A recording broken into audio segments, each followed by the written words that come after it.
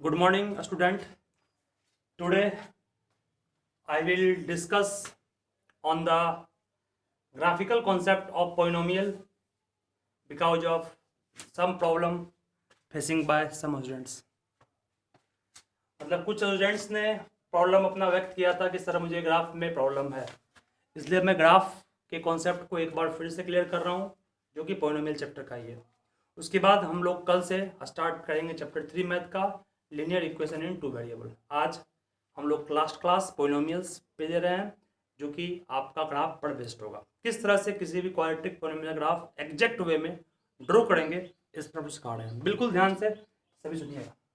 सबसे पहले तो मान लीजिए कि आपके पास let f x equals x square plus b x plus c is a quadratic polynomial.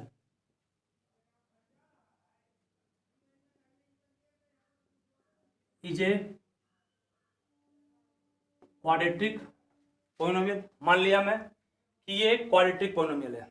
A is coefficient of x square, b is coefficient of x and c is constant term.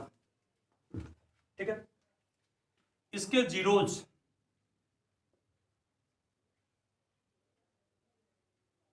का जो nature होगा, मतलब दोनों zeros इसके होंगे, दो zeros जो होंगे वो दोनों जीरोज इक्वल होगा या अनइक्वल होगा या इमेजिनरी होगा या अलग अलग होगा। मतलब कि बोथ जीरोज आर रियल। अगर रियल है तो दोनों जीरो इक्वल है या नहीं है, दोनों जीरोज इमेजिनरी है या दोनों जीरोज अनइक्वल है। ये चार केस है, इन चारों केस को आप बिना जीरोज निकाले हुए किस तरह चेक कर सकते हैं, तो उसके लिए एक टर्म मैं आपको लिखा रहा हूं, उस टर्म को डिस्क्रिमिनेंट कहते हैं, डी। मतलब कि नेचर ऑफ जीरोज को निकालने के लिए,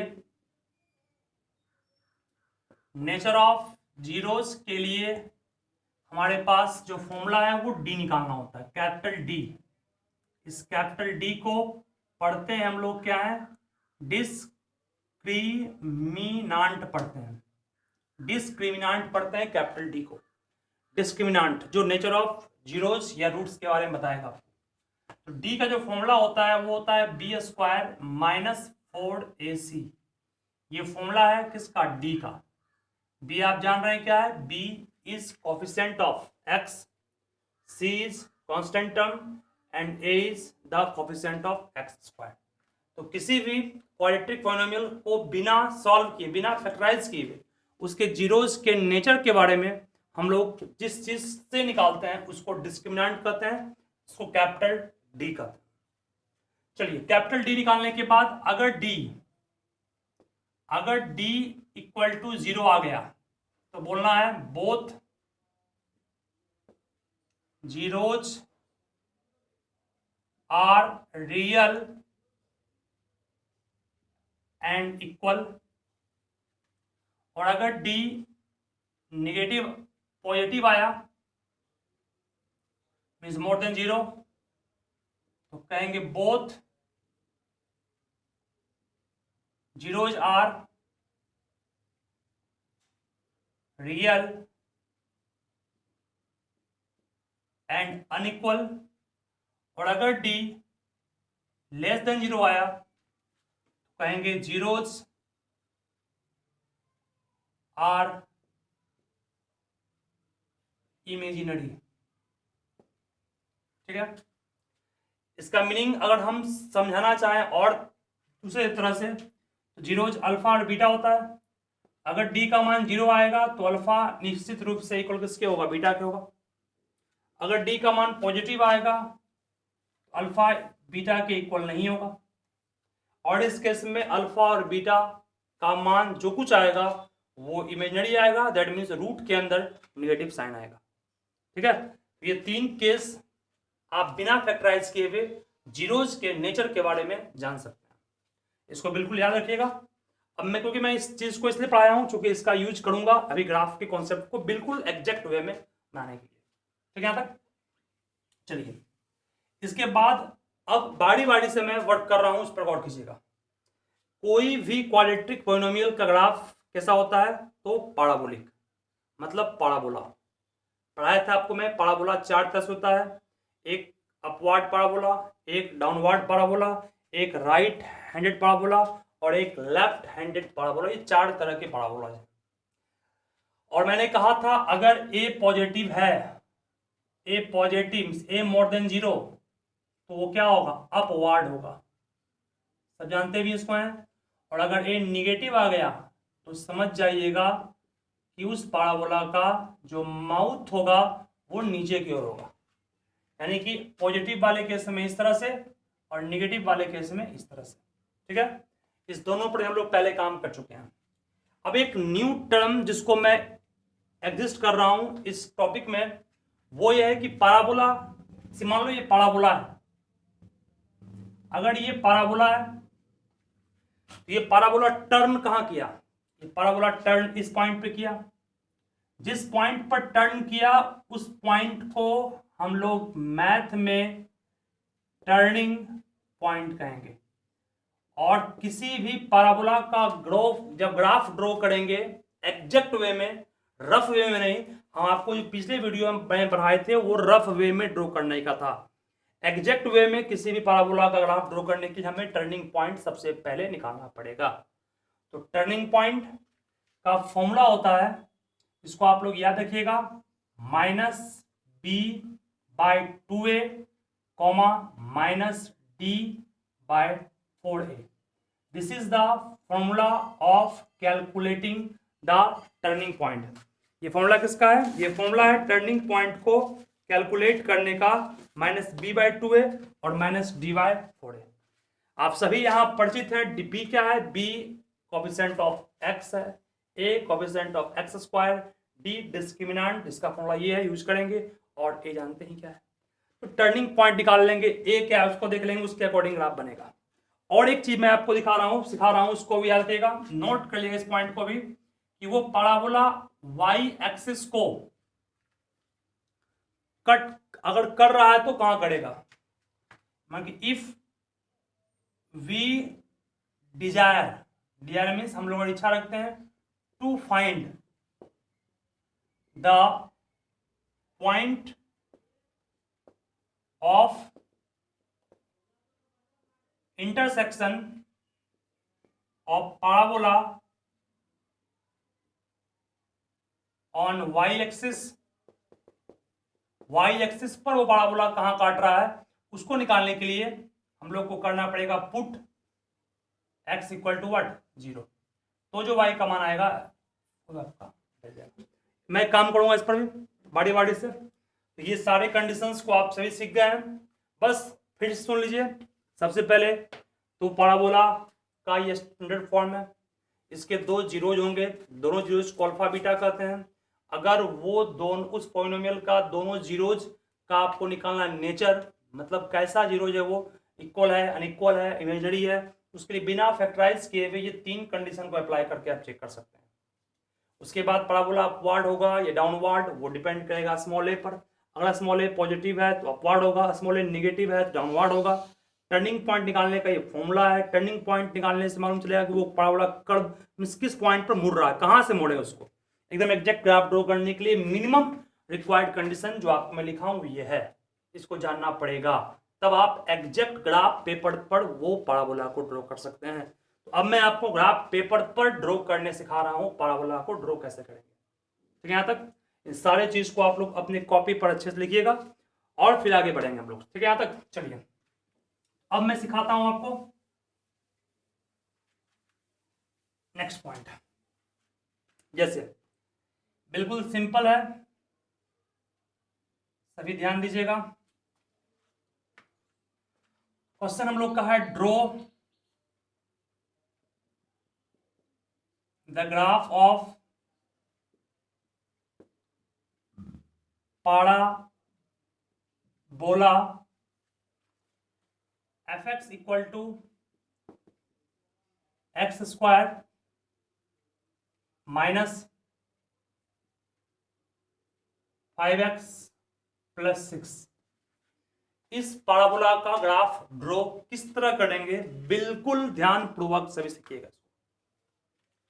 ए के रूप में वर्ड कौन कर रहा है 1, बी के रूप में वर्ड कौन कर रहा है -5 और कांस्टेंट टर्म कौन है तो 6 है। ठीक है, मैं जो आपको ग्राफ सिखा रहा हूं वो ग्राफ पेपर पर बनाने लायक ग्राफ है और बिल्कुल आपका एग्जैक्ट ग्राफ बन रहा है, रफ नहीं बन रहा है। चलिए ए का मान 1 मतलब ए पॉजिटिव, सही है। ए पॉजिटिव मतलब ग्राफ बनेगा व्हाट अपवर्ड। चलिए अब टर्निंग पॉइंट निकालते हैं। फर्स्ट स्टेप में निकाल लिए, सेकेंड स्टेप में टर्निंग पॉइंट। टर्निंग पॉइंट मतलब वो कर्व किस पॉइंट पर घूमेगा, उसके लिए फॉर्मूला था आपके पास -b/2a। लेकिन उसके पहले डी निकाल लेते हैं, रूट्स कैसा है इसका, मतलब डी का जो मान आएगा दोनों जीरोस कैसा आएगा। तो डी का फॉर्मूला क्या पढ़े, b² -4ac, b मीन्स -5 का स्क्वायर -4, a मीन्स 1 और c मीन्स व्हाट 6।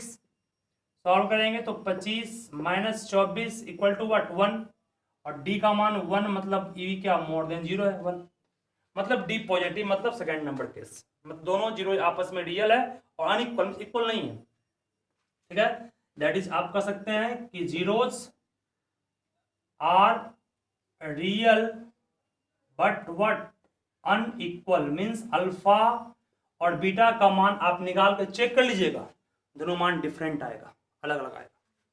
ठीक है, यहां तक चलिए, यहां तक 2 स्टेप तो किए। अब तीसरा स्टेप जो मैं करूंगा वो बिल्कुल आसान होगा और वो ग्राफ ड्रॉ करने के लिए ही होगा। तो ग्राफ ड्रॉ किस तरह करेंगे इस पर सभी अब ध्यान पूर्वक फोकस कीजिएगा। मैं स्टार्ट कर रहा हूं आगे, ऊपर ग्राफ इसका, ग्राफ में इसका ऊपर ड्रॉ कर रहा हूं। कहीं को प्रॉब्लम कुछ भी कहीं पर भी हो तो बिल्कुल बोलिएगा। चलिए, तो ग्राफ किस तरह पढ़ेंगे, सबसे पहले तो ग्राफ ड्रॉ करने के लिए टर्निंग पॉइंट चाहिए। टर्निंग पॉइंट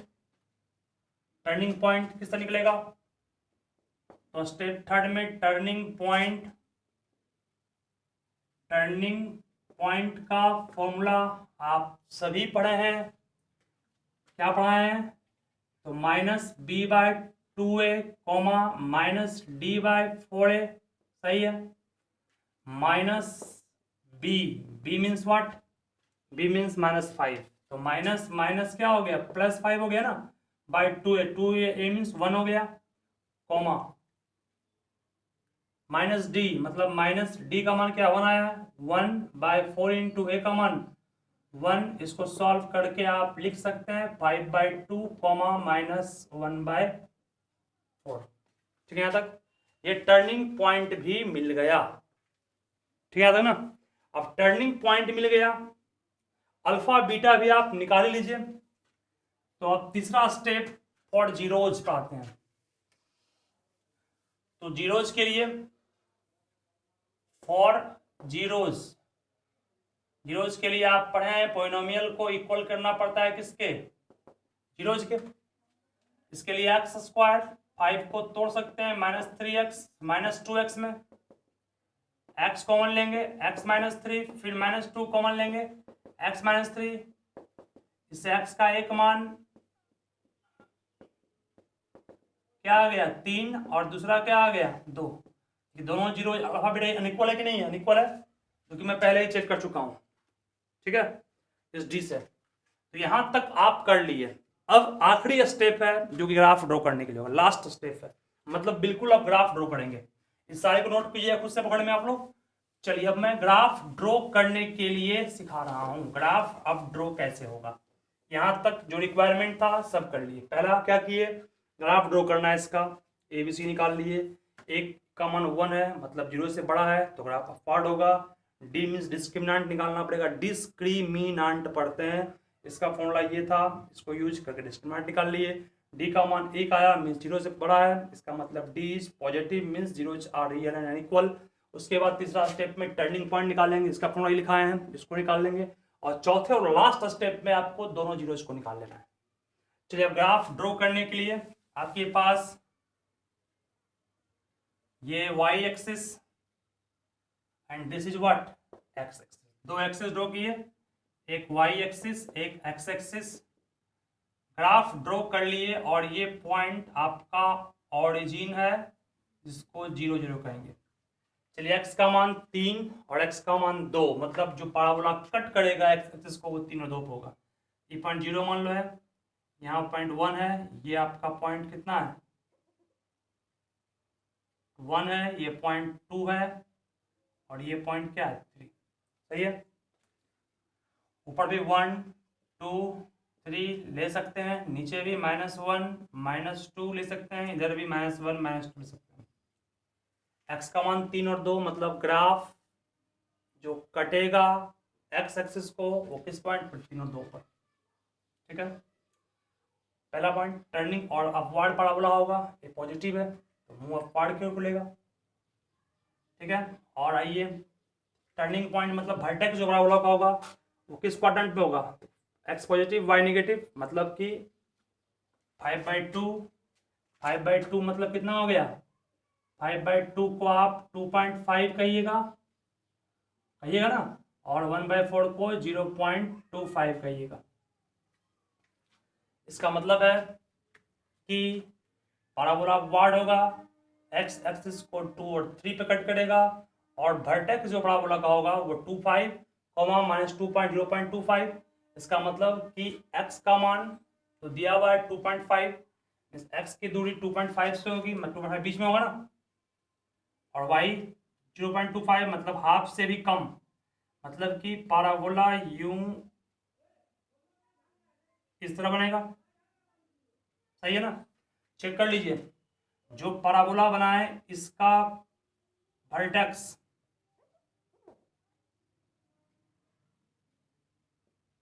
जो पैराबोला बना है उसका वर्टेक्स यही पॉइंट है। x का मान कितना है, इस वर्टेक्स को आप कहिएगा 5/2, x का मान 5/2 और y का मान -1.25। ठीक है, और ये x पर काटा 2 पर, y पे काटा 3 पर, ये आपका एग्जैक्ट बिल्कुल एक्यूरेसी के साथ ग्राफ बना। तो इस तरीके का यूज करके आप ग्राफ को बनाइएगा। हमारे अकॉर्डिंग आप घर पे इस क्वेश्चंस के ग्राफ को ड्रॉ कीजिएगा, x² -7x + 10 का ग्राफ खुद से हम बिल्कुल तरीके से जिस तरह मैं किया हूँ। ठीक है, पहले एबीसी निकाल लेंगे, एबीसी निकालने के बाद उसके बाद ए को चेक कर लेंगे तो अपवार्ड मालूम चल रहा है, फिर डी निकाल लेंगे, डी को चेक कर लिए, उसके बाद टर्निंग पॉइंट निकाल लेंगे, फिर जीरो निकाल लेंगे, फिर ग्राफ को ड्रॉ कर देंगे। ठीक है, ये स्टेप को आप याद रखिएगा, दिक्कत नहीं होगा, इस प्रॉब्लम पर आप लोग वर्क कीजिएगा, नहीं बनेगा फिर बताइएगा, हम दोबारा सॉल्व करेंगे। ठीक है, तो आज के लिए इतना ही, इसको आप लोग घर में दोबारा फिर से बनाइएगा। एक बार मैं फिर से बोल देता हूँ कि कोई पूछे nature of roots, nature of zeros, zeros को ही रूट्स कहते हैं, जीरोज को ही रूट्स कहते हैं, ROOTS। नेचर ऑफ रूट्स मतलब जीरोज मीन्स अल्फा और बीटा कैसा होगा, इक्वल होगा, अनइक्वल होगा, रियल होगा, इमेजिनरी होगा, उसको निकालने के लिए क्या निकालेंगे, डी निकालेंगे। डी क्या है, डिस्क्रिमिनेंट है, फॉर्मूला क्या है b² - 4ac का, उसको निकाल के चेक कर लेंगे डी क्या है आपका। और 3 केस में भी लिखा था, मिटा दिया उसको यहाँ पर, डी अगर इक्वल टू 0 है तो दोनों जीरो इक्वल होगा और रियल होगा, डी अगर पॉजिटिव है तो दोनों जीरो अनइक्वल होगा, डी नेगेटिव आया मीन्स लेस देन 0 आया तो रूट्स या जीरोज इमेजिनरी होगा। बस ये 3 केस और ये ग्राफ वाले कॉन्सेप्ट को आप लोग रिमाइंड करने की कोशिश कीजिएगा और इस क्वेश्चंस को जरूर बनाइएगा, नहीं बनेगा मैं दोबारा सॉल्व करूंगा। बस पहला स्टेप बोल दूं यहाँ, दूसरा स्टेप, तीसरा स्टेप, चौथा स्टेप और 5वें स्टेप में ग्राफ बनेगा। ठीक है, थैंक यू।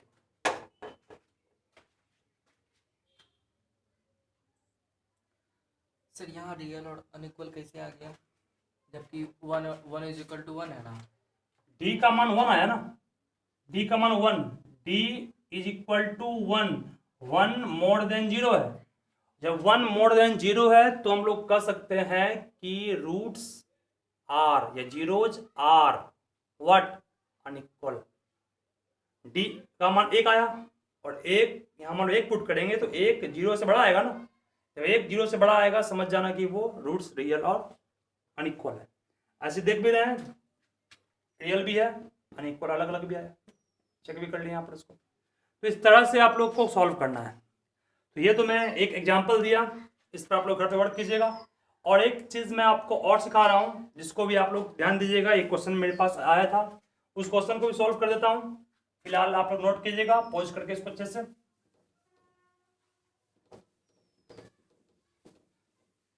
एक क्वेश्चन था जो स्टूडेंट्स के द्वारा पूछा गया है ग्रुप में। पहला क्वेश्चन था कि फाइंड एक्स, देखिए find x in all cases. पहला था कि अगर x -1 इक्वल 0 है तो, दूसरा था x स्क्वायर -1 इक्वल 0 है तो, तीसरा था x क्यूब -1 इक्वल 0 है तो, और चौथा था x पावर 4 -1 इक्वल 0 है तो। पहला और दूसरा तो आप सब निकाल लीजिएगा, मैं जान रहा हूँ। फर्स्ट क्वेश्चन को सॉल्व करने के लिए x -1 इक्वल 0 है तो यहाँ से x का मान क्या आ गया +1। ये जो क्वेश्चन दिया हूँ इसका इस चैप्टर से कोई लिंक नहीं है, ये क्वेश्चन सिर्फ पूछा गया है, उसको मैं सॉल्व करके भेज रहा हूँ। सेकेंड के लिए x स्क्वायर -1 इक्वल 0 है तो इसको x square equals 1, that means x equals √1 और √1 का मान प्लस और माइनस दोनों होगा।